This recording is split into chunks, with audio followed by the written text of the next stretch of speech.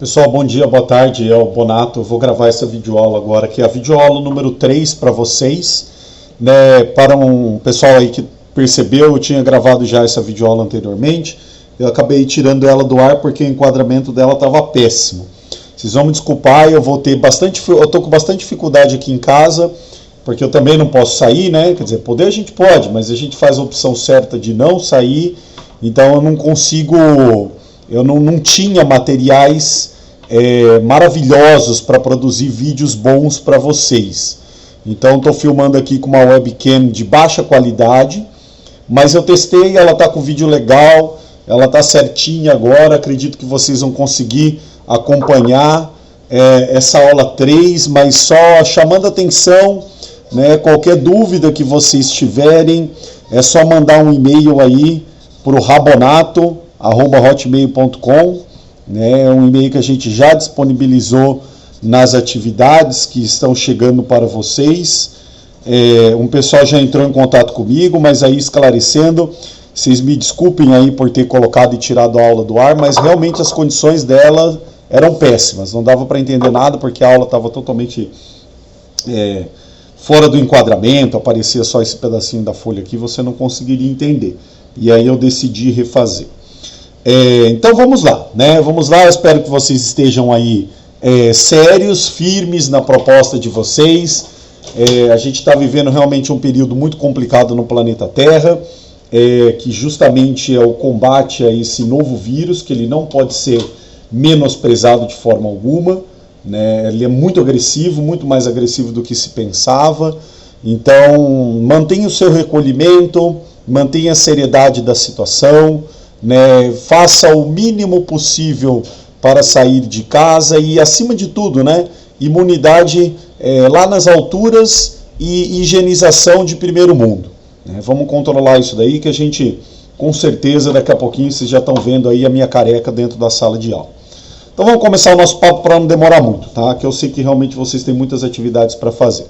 Proposta hoje é a gente já avançar um pouquinho mais. A gente tinha visto a força elétrica nas aulas anteriores, inclusive até dentro de sala de aula eu pude desenvolver com as 4 salas o conceito inicial de força elétrica.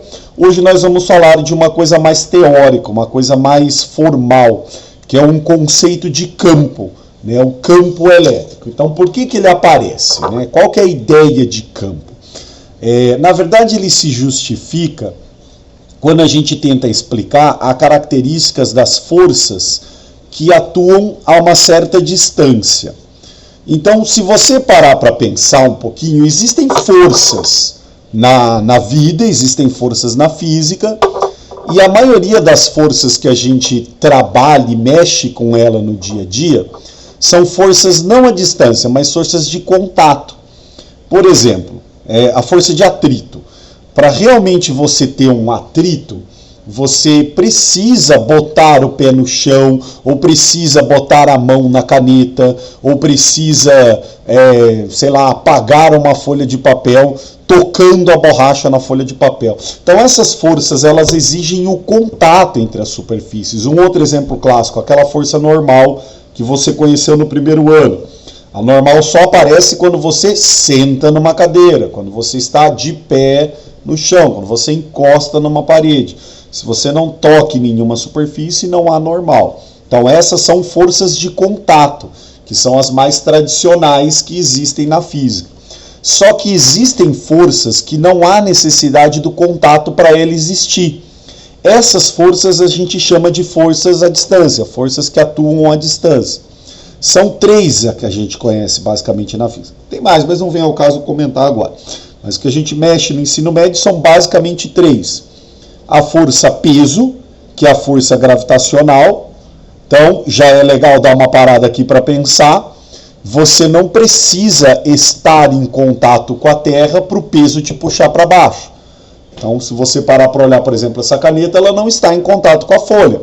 Mas pelo simples fato de eu soltar, ela cai. Porque a gravidade atua à distância.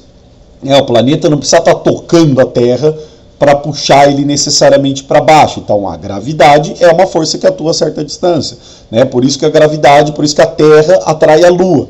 A gente não precisa estar tocando na superfície da Lua, a gente puxa ela sem necessariamente ter um contato. São mais duas que têm essa característica. O tema principal do nosso primeiro bimestre, aí, do terceiro ano, que é a força elétrica, né? Que é a característica de atração e repulsão elétrica. Então, se você parar para perceber, nos exercícios que a gente estava fazendo, você não precisa necessariamente tocar uma carga com a outra para ela ser atraída ou repelida. Elas já se atraem ou se repelem à distância, né? Elas já efetuam uma certa interação de força sem necessariamente estar em contato. Vamos avançar, vai. Acho que vocês entenderam isso bem legal. A outra força que tem essa mesma característica é a força magnética, né? A atração e repulsão magnética. Mesmo papinho, você não precisa tocar dois ímãs só pelo fato de de aproximar, ele já sente a distância, a atração ou a repulsão. Legal. Mas agora vem um questionamento muito importante para você entender o bacana da física nessa situação, né? O porquê do formalismo. Então quer dizer que se aqui eu tenho uma carga positiva e aqui eu tenho uma carga negativa, e eu já sei que pelo fato das duas estarem próximas, elas sentem uma força de atração, né? Então essa é a carga 1, essa é a carga 2, é a força com que a 2 puxa a 1, e essa é a força com que a 1 puxa a 2. Maravilha. Então se eu já sei que elas sentem uma atração, explica para mim. Agora pensa, sério, explica para mim. Como é que esta carga negativa sabe que a outra é positiva? Porque se você parar para pensar, essa carga ela não tem olho, né? Ela não enxerga, ela não conversa, ela não cheira, ela não escuta, ela não tem os sentidos clássicos que nós temos como seres humanos. Ela é uma carga elétrica, é uma partícula, sei lá, um elétron, um próton, pode ser algo maior, mas não importa, é um ser inanimado. Então, teoricamente, a gente não sabe como esta carga percebe que a outra é positiva, mas a gente sabe que ela percebe, porque a coisa não pode ser mágica, né? Ah, legal, eu vou me atrair porque eu estou chutando que a outra é positiva, utilizo da minha magia e eu descubro qual é a carga do outro fulano. Não pode acontecer isso na física. Então, tem que ter um processo em que uma carga consiga descobrir o sinal ou a característica da outra, para daí, depois disso, para daí saber se ela vai sofrer uma atração ou uma repulsão. Esse processo é um processo muito formal, a gente ainda não sabe explicar muito bem como ele acontece, mas a gente sabe que ele existe. Esse processo é que resume basicamente o tema principal da aula hoje, que é a necessidade de você criar algo a seu redor, avisando as outras cargas ou as outras coisas que estão ao seu redor, aquela propriedade que você tem.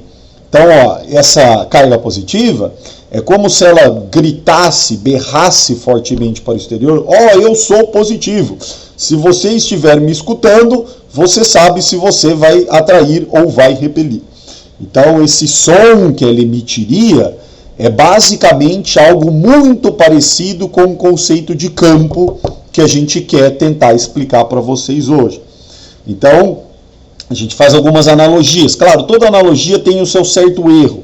E aqui eu faço alguns erros na física, mas não se preocupe com isso, porque isso é só para gente muito formal encher o saco. Isso aqui é só para você entender melhor. Então, a ideia de campo, ela vem como algo dentro do formalismo que te passa uma ideia de deformação. Uma deformação que você cria no seu espaço ou no seu ambiente ao redor, capaz de levar uma informação. Isso aqui está errado, a palavra informação, mas não esquenta a cabeça para esses teóricos todos formados. Não, está errado que você está passando. Dane-se, tá bom? É só para você entender de uma característica bem clássica como isso ocorre. É como se a gente pudesse... É que agora eu não estou em sala, mas se eu estivesse em sala, eu gosto de fazer muito um micro experimento bobinho, mais interessante para vocês. Eu peço para um aluno sair da sala, vendo os olhos do aluno, né, tiro a visão dele e dentro da sala eu abro um frasco de perfume num lugar aleatório e peço para o aluno entrar na sala e descobrir aonde está o frasco de perfume. E aí ele vai conseguir descobrir pelo cheiro. Porque o cheiro exalado pelo perfume tem uma ideia muito parecida. O cheiro é um processo para o aluno localizar aonde estaria o perfume. Porque o aluno não está vendo o perfume, ele está com os olhos vendados. Então ele precisa de um outro processo que carregue essa informação para você conseguir descobrir aonde está o frasco de perfume. E ele consegue, porque ele vai cheirando, ele vai sentindo que algo aconteceu. E é até que ele chega no frasco. Agora vem as analogias bacanas, porque o cheiro do perfume, ele deforma o ambiente da sala de aula. Uma vez que você abre o perfume, ele exala um odor, o perfume. E justamente por culpa dessa deformação, que um aluno, ao chegar naquela sala, ele percebe, opa, tem um perfume dentro dessa sala, porque o cheiro deformou o ambiente. A característica do perfume, que é ser cheiroso, ser perfumado, deformou todo o ambiente ao seu redor. E aquele cheiro está carregando a informação e o aluno consegue descobrir. Porque quanto mais próximo ele vai ficando do perfume, maior fica o cheiro, ou seja, maior a deformação que o perfume está causando no espaço ao seu redor. Então o cheiro exalado pelo perfume é como se fosse um campo criado por ele para carregar a informação, olha, eu tenho cheiro. Quanto mais próximo você estiver de mim, mais intenso vai ficar o odor. A carga elétrica, ela faz algo muito parecido, então. Então, se eu pegar, por exemplo, uma carguinha positiva, agora é um fato importante, eu não preciso ter duas. Uma já faz esse processo de deformar o ambiente ao seu redor. Então, essa carga positiva por si só, ela já cria ao redor dela uma deformação no espaço. E o legal é que quando a gente diz espaço mesmo, espaço infinito. Então ela deforma o ambiente totalmente ao seu redor, avisando para qualquer ponto dentro do espaço sideral, eu sou uma carga, eu estou aqui e eu sou positiva. Então é isso que a gente tenta passar para vocês hoje. E esta deformação que eu botei em laranjinha aqui, que é algo muito abstrato, que é algo muito teórico, que a gente chama de campo. E é exatamente o nome campo que eu acho que traz essa ideia muito bacana dentro da questão. Então ela cria um campo, como se fosse uma área superficial ao redor dela. E quando você põe o pé naquele campo, você sente a deformação e saberia me dizer qual é a propriedade dessa carga, se ela é positiva, se ela é negativa, se ela está próxima, se ela está longe, se eu vou me atrair com muita força, se eu vou me repelir com pouca força. Então é um processo que não só partículas, né, que a matéria tem de informar ao redor dela características importantes para que você consiga efetuar forças à distância. Então, fazendo um paralelo, mas claro, confiando no nível intelectual de vocês conseguem entender isso, né? A força gravitacional, ela faz a mesma coisa. Então, você já deve ter ouvido falar do conceito de campo gravitacional. Então, a própria massa da Terra, ela deforma o espaço cósmico, tudo que existe na natureza e na astronomia, informando, eu sou um planeta e eu estou nesse local. Se você se aproximar de mim, você deve sentir uma força gravitacional, porque ela deforma o ambiente que está ao nosso redor. Então ela está deformando aí o espaço que você está sentado para assistir essa videoaula, ela está deformando o espaço que um astronauta ocupa quando ele pousa na Lua, ela deforma todo o ambiente ao seu redor. E pasmem, você tem massa e você também cria um campo gravitacional ao seu redor. você deforma o ambiente ao seu redor, avisando tudo que está próximo de você que você tem massa e que essas coisas devem sofrer uma força de atração até você. E é tão legal porque essa ideia de campo, ela é, né, infinita. Então, pelo fato de você ter uma massa, você está em contato, entre aspas, com, sei lá, a estrela Sirius agora, e você está informando a estrela Sirius, que está a milhões de anos-luz de você, que você tem massa e ela tem que ser atraída por você. Agora, graças a Deus, essa distância é tão grande que essa força é irrisória, né? Não conseguiria colocar nem o substrato do pó do peido do elétron desidratado em movimento. Então, mas que existe.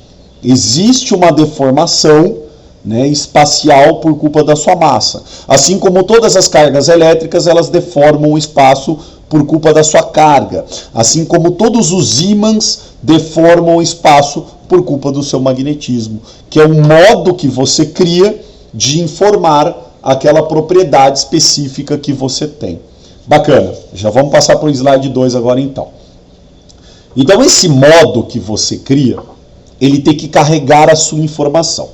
E agora nós temos um probleminha muito sério para ser listado aqui, que é o seguinte: dentro da característica elétrica, a gente pode enviar dois tipos de informação. Ou eu sou positivo, ou eu sou negativo. Então a gente tem que criar uma maneira de identificar se a informação é A ou é B, ou se é 1 ou é 0, ou se é X ou se é Y. Então como é que é? Tudo bem, as cargas elas criam um campo. Né? Teoricamente a deformação da carga positiva é a mesma deformação da carga negativa. Se essa deforma 30, essa também pode deformar 30, desde que elas tenham a mesma carga e estejam à mesma distância dos pontos que eu quero medir a deformação. Mas, por mais que o número seja o mesmo, eu, além disso, tenho que entender o sinal da carga, para daí eu escolher, entre aspas, se eu vou sofrer uma atração ou se eu vou sofrer uma repulsão. Então, a gente, na física, cria essa modelagem, essa condição de você diferenciar por um vetor. Lembre-se que vetor é o quê? É uma seta, é uma grandeza, um valor que tem que ter necessariamente um módulo, que é o valor, o quanto ele mede, e direção e sentido. A direção e o sentido são representados por uma seta, aí que é a beleza da brincadeira. Então vamos lá, isso aqui não tem um porquê, tá? Os físicos escolheram para a gente entender qual é a característica da carga. E a escolha foi, quando a carga for positiva, o vetor sai dela. Sai. Você pega do centro da carga e você interpreta que as setas estão indo radialmente para fora.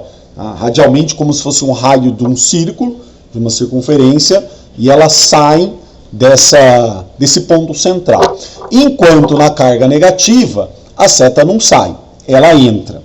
Então é assim que a gente escolhe dentro da física para diferenciar se aquela informação ali é uma informação que a carga está levando de ser positiva ou negativa. Vamos dar um exemplozinho para você entender, tá bom? Digamos que eu esteja aqui nessa posição P, então vamos desenhar o Bonato aqui, maravilhoso, sem cabelo, é claro, não pode desenhar cabelo. E eu sei que aqui tem uma carga. Eu sei que ali tem uma carga, tudo bem? E aí eu meço, né, a deformação espacial e vejo que essa deformação espacial ela é nesse sentido. Então, bang, porque uma vez que eu pego uma deformação espacial naquele sentido, eu já sei, aqui tem uma carga elétrica e número 2, como a seta está indo em direção a ela, ela tem que ser negativa. Porque as cargas negativas é como se elas atraíssem a deformação para ela. Então eu sei que aqui no ponto A deve ter uma bolinha negativa. Tá? E daí eu consigo definir. Se eu sou positivo eu vou sofrer atração, se eu sou negativo eu vou sofrer repulsão e fazer tudo mais que eu necessito fazer. Joia?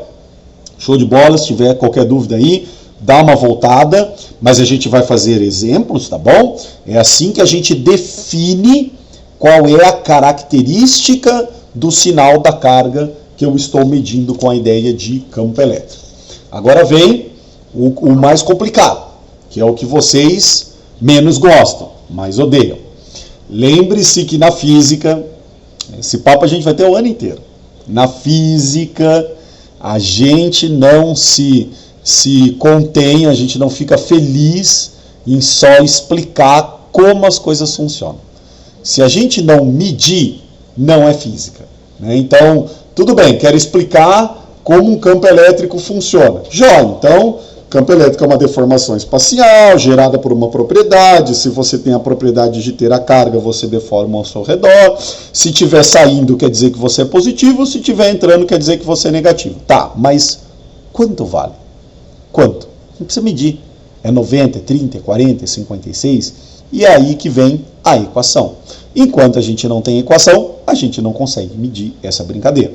Para explicar a equação, é muito simples. Basta a gente retornar a essa daqui, que é a força elétrica que vocês já viram agora há pouco, né?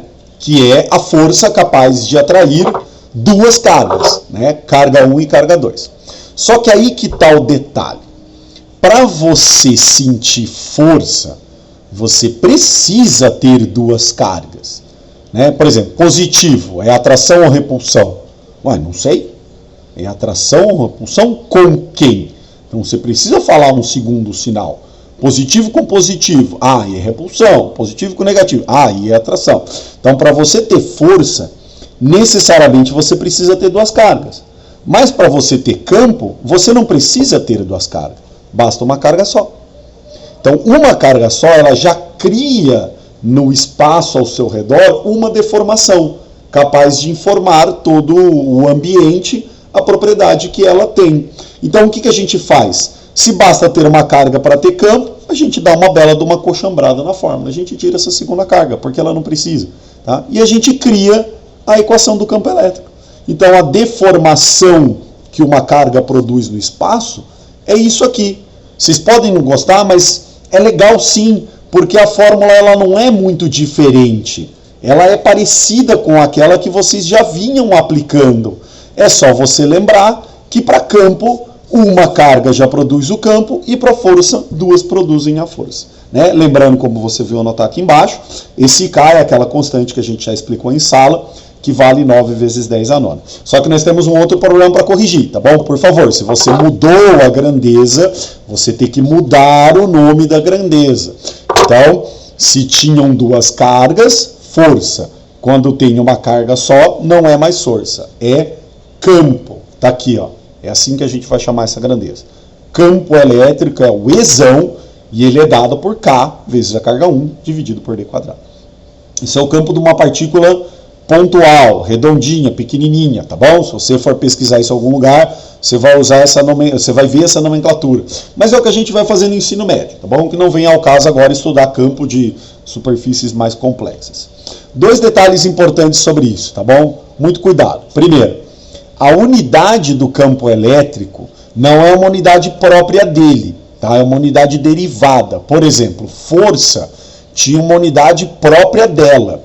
Força é dada em newtons, porque foi o Newton que explicou parâmetros de funcionamento, as leis do movimento, as forças. Então, como ele era muito modesto, ele deu o nome dele à unidade de força. Distância é metros, tempo é segundos, mas existem grandezas que não têm unidades próprias, elas usam unidades derivadas. Por exemplo, velocidade. Velocidade não tem uma unidade própria, ela usa metro por segundo. Ela usa distância por tempo. Tudo bem? O campo é a mesma brincadeira. Ele não vai ter uma unidade própria. O campo é dado em bonatos. Não. Ele tem uma unidade derivada que é Newton por Coulomb. Tá bom? Então não estranhe isso daí. Toda vez que a gente terminar uma continha, a gente vai adicionar essa unidade no fim.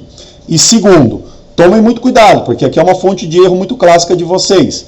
Para vocês poderem fazer essa conta utilizando K como 9 vezes 10 a nona, vocês têm que obedecer esses dois fulanos aqui, ó. A distância tem que ser em metros e a carga tem que ser em coulombs.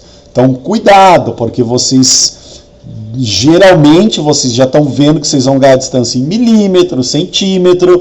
Lembre sempre que centímetro é 10 a menos 2 metros e milímetro é 10 a menos 3. Né? A justificativa é simples. Centímetro vem de 100, que tem 2 zeros. Milímetro vem de 1000, que tem 3 zeros. Então, atenção para essas transformações. Assim como atenção para a transformação da carga. A carga tem que vir em coulomb. E a gente já viu os prefixos. Não são só esses 3, mas são os 3 mais comuns que tem. Então, se ela vier em milicoulomb, é 10 a menos 3 coulombs. Esse segundo aqui é o mais famoso, né? Você está vendo, ó, microcoulomb, que é 10 a menos 6 coulombs. E tem também o nanocoulomb, que seria 10 a menos 9 coulombs. Então, atenção com essas transformações de unidade, que vocês sabem que isso daqui é o segundo mandamento da física, né? Não misturarás as unidades, senão sua prova queimarás no fogo do inferno.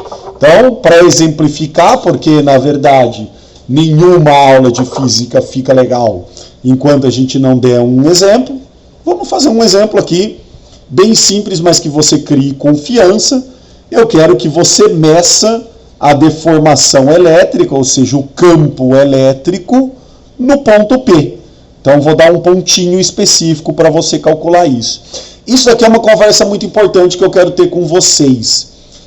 Campo, você não mede um campo numa outra carga, você mede um campo num ponto. Tá bom? Então, é o que eu já tinha falado. Eu não preciso de 2 cargas para ter um campo. Uma carga já produz deformação ao seu redor. Então, agora vocês vão ver muito esse parzinho de uma carga e um ponto. Ó, isso aqui não é uma carga, não é uma segunda carga na brincadeira. É um ponto no universo onde não tem nada.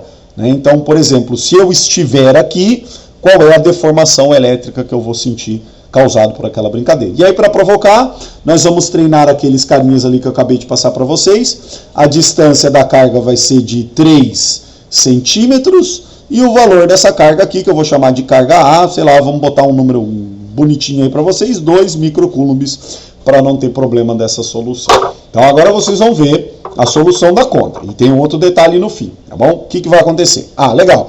Eu quero o campo elétrico ou a deformação elétrica causada nesse ponto P. Então, simbora. Né? O campo provocado pela carga A é o K, carga da A, dividido pela distância ao quadrado. E aí a gente já abre aqui do lado, para aproveitar o nosso espaço, que é curto. O K, como vocês sabem, não precisa decorar, você sempre vai ganhar 9 vezes 10 a nona. A carga da partícula é 2, e olha lá o micro, né? Microcoulombs. Então esse 10 a menos 6 aparecendo aqui, muito importante, dividido pela distância ao quadrado. E aí a distância tem que ficar atento também. É 3 centímetros. Então vai colocar um 3 vezes 10 a menos 2. E não se esqueça do quadrado, hein? Isso também é uma fonte de erro muito clássica de vocês. Tem que fazer um númerozinho aqui embaixo ao quadrado. E aí a gente vai fazer esse cara, né? Adotar esse método de solução aqui, que a gente sempre fala em sala. Primeiro os números, depois as potências. Então, simbora. 9 vezes 2, eu vou ter 18, ok? E depois eu trabalho com as potências. Então, 10 a nona vezes 10 a menos 6, na multiplicação, basta juntar os expoentes. Ou seja, 9 menos 6, 3. Pronto, resolveu a parte lá de cima. Tá bom? Qualquer coisa você volta aí, põe no slow motion e vê de novo eu fazendo essa conta. Aqui vai ser a mesma brincadeira. Primeiro o número ao quadrado, 3 ao quadrado, depois eu faço a potência ao quadrado, tá bom? Então tem regras diferentes. Cuidado! Então a gente vai fazer 3 ao quadrado dá 9 e 10 a menos 2 ao quadrado. Toda vez que a gente tem a potência de uma potência, deixa eu colocar em verdinho aqui, desculpa, mexi na câmera, perdão, já voltei. Basta você multiplicar essas duas potências, tá bom? Então a potência de uma potência fica menos 2 vezes 2, menos 4. Tá aí. É assim que a gente resolve, tá bom? Mais exemplos para ver se você entendeu? E se fosse 10 a menos 3 elevado ao quadrado?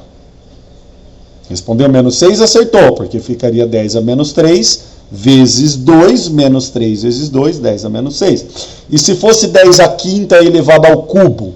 Então 5 vezes 3, 10 a 15, tá bom? Então tem que treinar isso daqui. Vamos colocar aqui numa canetinha de cor diferente, para você perceber esse fator aqui, que é a potência da potência, tá bom? Eu fiz ali no cantinho esse detalhe para você perceber. Joia?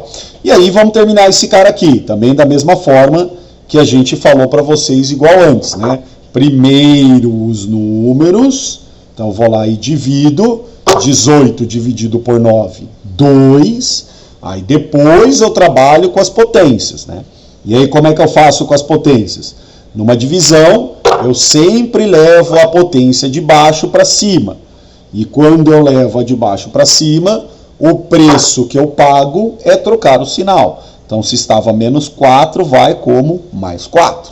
E aí fica 3 mais 4, 7. Acabou. Aí você vem Newton por Coulomb. Essa é a deformação espacial.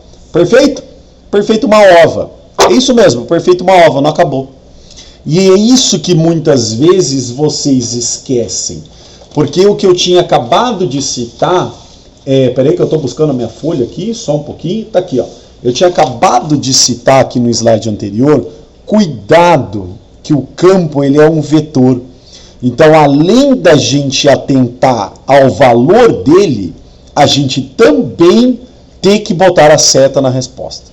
Então, tem que indicar se a seta está entrando, está saindo, está para a direita, está para a esquerda, e isso a gente tem que ver pelo sinal da carga. Não é complexo, mas vamos treinar. Então, estaria completa a resposta se eu visse assim, legal, essa é uma carga positiva, está aqui o ponto P. Então, da carga positiva, o campo sai ou entra? Ele sai, mas não vai desenhar uma flor aqui em volta dele, tá bom? Porque eu não estou querendo ver o campo em volta da carga, eu estou querendo ver o campo no ponto. Então, uma seta saindo dessa carga, ela estaria nesta direção. Pronto, agora está completo, tá bom? Porque você me resolveu o módulo e a direção e o sentido dessa deformação espacial. Ok? Espero que não tenha ficado muito longo, acho que os 30 minutos aí vocês conseguem mais ou menos parar para estudar.